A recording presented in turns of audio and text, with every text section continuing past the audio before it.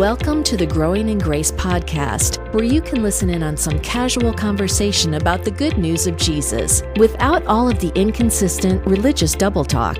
If you've ever struggled with feelings of hopelessness, guilt, and despair, or wondered if you're really right with God, it's time to discover the true freedom that comes with the gospel of unlimited and overflowing grace. Well, hey there. This is the next podcast after the last one. It's the Growing in Grace podcast at growingingrace.org. I'm Joel Brueseke along with Mike Kapler, Faith and Works, James and Paul. Oh, my. You got to expect that when you talk about something like this, Cap, that, there's going to be disagreement between people. Here 2,000 years-ish after all of this stuff happened. And then you have a certain way that things have been taught in the church for a long time.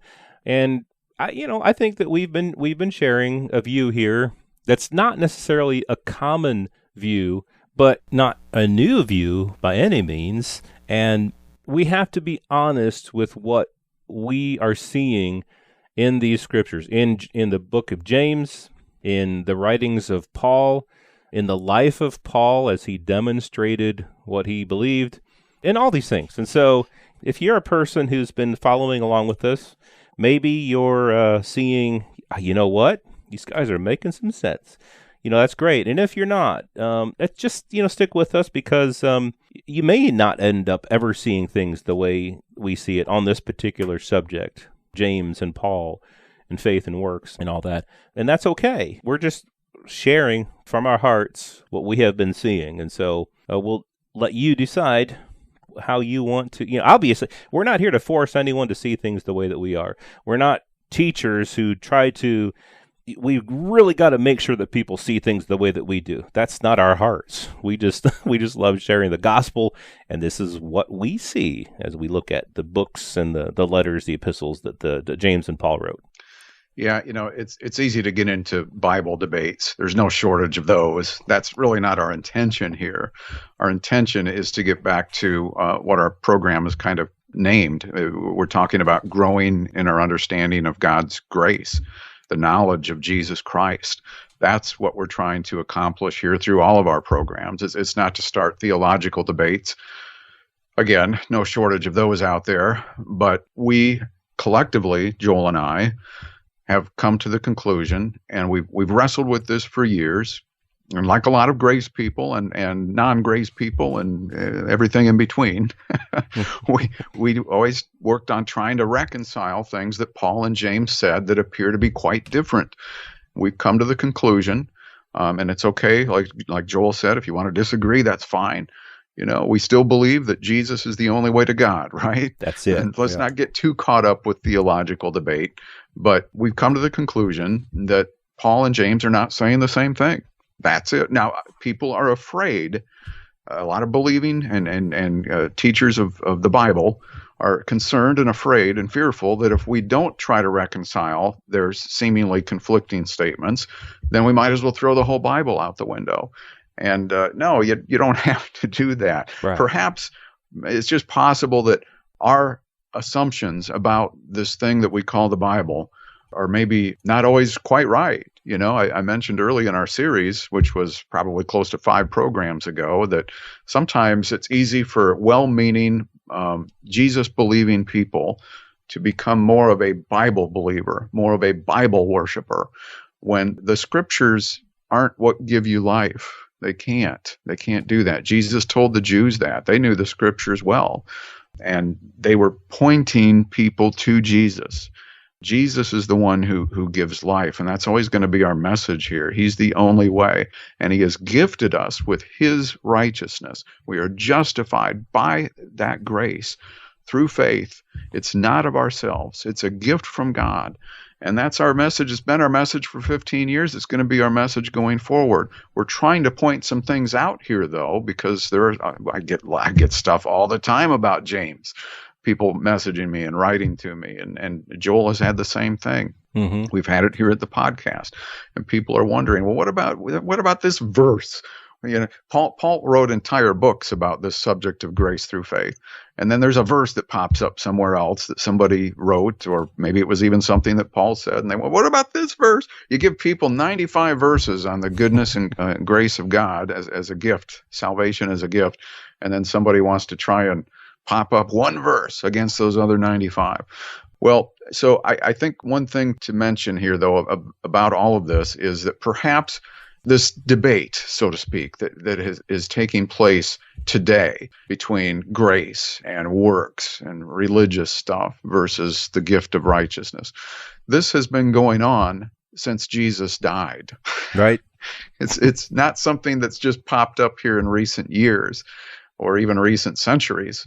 And I think God is trying to show that sometimes, why is James in the Bible if he made some inaccurate statements? And I'm not saying everything James said was wrong, and absolutely not. Great point. Mm-hmm. But this subject of justification, either by grace or a mixture of grace and works, that debate has been going on since the resurrection of Jesus, and it continues to go on. And so I think the reason it's in there is for us to begin to see that this growing in grace thing takes place over a period of time. I mean, we mentioned that James was one of the earliest books written in the New Testament, perhaps as early as 38 AD, somewhere or shortly after that. And then Paul came along with his more complete revelation of the gospel of grace, a more complete revelation as taught to him by the risen Christ. And so I'm going to cite something here, Joel. I won't even mention who the theologian is, but a well-respected theologian from the late 1800s made a statement in his Bible notes that says, the letter of James shows no trace of the larger revelations concerning the church and the distinctive doctrines of grace made through the Apostle Paul. And he goes on to say that the letter of James is elementary in the extreme. This was early on, shortly after the resurrection, that James wrote this to Jewish people who thought they were still under the law, by the way. And Paul comes along later with a larger revelation as taught by Jesus Christ. There were some differences. There was some revelation taking place. There was some growing in the understanding taking place. And so I don't think we have to be afraid to say that Paul and James had different points of view regarding justification. Yeah, and this is by no means a put down of James. It's by no means saying, well, just throw James out and he was a loser who didn't understand the gospel. It's nothing like that. But you mentioned, growing in grace. It's the name of our podcast, and it's what Peter said, grow in grace. And it's something that happened 2,000 years ago, just like it happens today. And you mentioned, I think last week, the kind of a timeline of when some of these epistles were written, and we were talking about how Paul didn't confer with people. When he got the revelation from Jesus, he didn't confer with people right away, but he spent several years before he really started talking with people and conferring with people about this. And then he began to preach what Jesus had revealed to him. One thing I've noticed in Paul's epistles is that he'll spend a good deal of time at the beginning of an epistle writing about our identity, writing about justification, salvation, all these things apart from works, making sure that people realize and know and understand that their identity, that God's love for them, that everything, salvation is all by God's grace through faith apart from works. And then when Paul does bring up works, it's always, it's after that, and you're not doing works to become justified, to become righteous, but it's because you already are. It's an outflow of who you are. And one thing I've noticed in James' epistle is that pretty much right off the bat, he starts talking about works. And I don't see anything about identity and about who you are in Christ apart from works. And when he does begin to talk about faith, he ties it together with works right away. And again, not to be a down on James, but just to say that perhaps, this is what we're saying, this is what we're suggesting here, is that there was a period of time in the early church, and again, with the timing of when James was probably written, that he didn't have the same understanding, the same view as Paul regarding salvation, regarding Gentiles, regarding Jews. We went through all that a few weeks ago, but it just goes to show that it's okay. It's okay. We don't have to throw out James. We don't have to throw out anything. We're sharing this viewpoint that for years, I know I did this, and I shared this a few weeks ago, that I would always try to make James and Paul line up. I just don't see that anymore. I don't see them seeing the same things anymore. And it's absolutely okay. It's okay. And I could just go on saying that forever, that it's okay. And again, if you don't agree, if you share a different viewpoint, if you think that James is trying to make a different point than what we see, that's all right. But we're just wanting, you to perhaps be open to the viewpoint that maybe they didn't agree and that it's okay. Understanding the gospel is a process. Right. Mm-hmm. I mean, receiving the gift of righteousness and sanctification and forgiveness, I mean, that's all instantaneous, but there's a process. And it was the same thing back then as it is today for all of us. But James wasn't the only one, Joel. I mean, take a look. There were many people. I mean, when you look at it's easy for us now as backseat drivers, right? We can look in the rearview mirror and see things that Jesus said in those writings from those 4 gospel books. And you can clearly begin to see that Jesus makes many references to non-Jewish people getting saved in a new and different covenant, the Gentiles. That was going to happen. It's also mentioned in the Old Testament. And yet people like Peter, perhaps people like James, and many others, that church council that we referred to back in Acts 15, many of those former Pharisees, these people didn't understand this. Imagine Peter, who also was taught by Jesus for some days, at least, with some of the other disciples and apostles. He was taught by Jesus a little bit after Jesus rose from the dead. And Jesus said some things even then that would refer to Gentiles coming to him, but they didn't get it.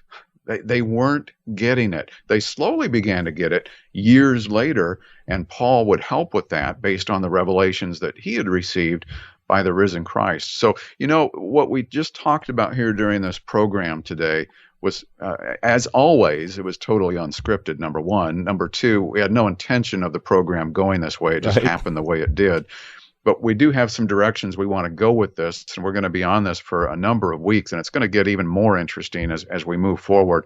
And I think next week, too, we'll just cover some major bullet points that we've already covered in the last 5 or 6 weeks that maybe you hadn't heard about, with the context of justification between James and Paul. Right. Yeah, I like this, how this is a very organic podcast. Like you said, we had a direction we were going to go in. This wasn't the direction we planned on, but it's okay. I like it. I think we talked about some really good stuff here. And just real quickly, one thing that I forgot to mention when talking about James is that Paul, in his epistles, he talks about having been justified by faith, having been justified by the blood. James, the word blood does not appear anywhere in the book of James, in James' epistle.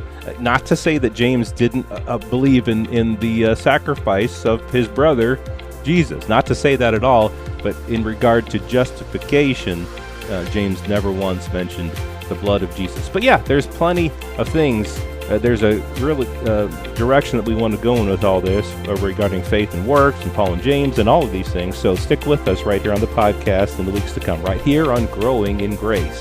This has been Growing in Grace with Mike Kapler and Joel Brueseke, heard online through various internet sources around the world each week. Access past programs by visiting growingingrace.org. Share it with a friend and listen again next week for more Growing in Grace.